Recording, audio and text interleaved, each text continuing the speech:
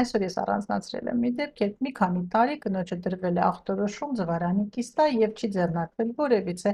միջամտություն, բուժում կամ հավելյալ հետազոտություն։ Առաջին անգամ կինը մոտենում է մարտին, ախտորոշումը դրվում է հստակ սերոսպապիլյար կիստա ձախ ձվարանի,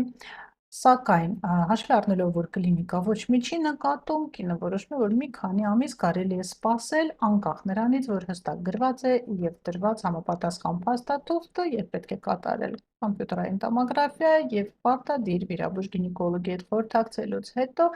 համապատասխան վիրաբուժական բուժում։ Լաբորատոր հետազոտությունները միանշանակ կարվում են, դա պապտեստ, պապիլովիրուսն է և պարտադիր արյան քննություններ հորմոնալ ֆոնի և օնկոմարկերների հստակ թվերը ճշտելու նպատակով։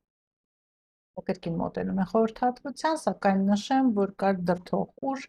արյունային արտադրություն սեռական օրգաններից, դաշտանային ցիկլից դուրս և բավականին առատ։ Դա արդեն մտավախություն է առաջացրել և ավելի զգոն վերաբերմունք։ Կատարվել է պարտադիր ներհեշտոցային ու դրածայինային հետազոտություն, նկատվում է ձվարանի գոյացության չափսերի մեծացում, ստրուկտուրայի փոփոխություն, պապիլար ստրուկտուրայի մեծացում, ինչպես նաև սնուցման փոփոխություն։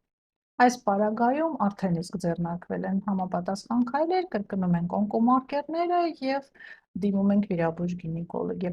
Այս պահին արդեն հաջորդ քայլը միանշանակ լինելու է վիրահատական բուժում, ծավալը վիրաբույժ գինեկոլոգը ընտրելու է կախված հավելյալ գործիքային և լաբորատոր հետազոտություններից։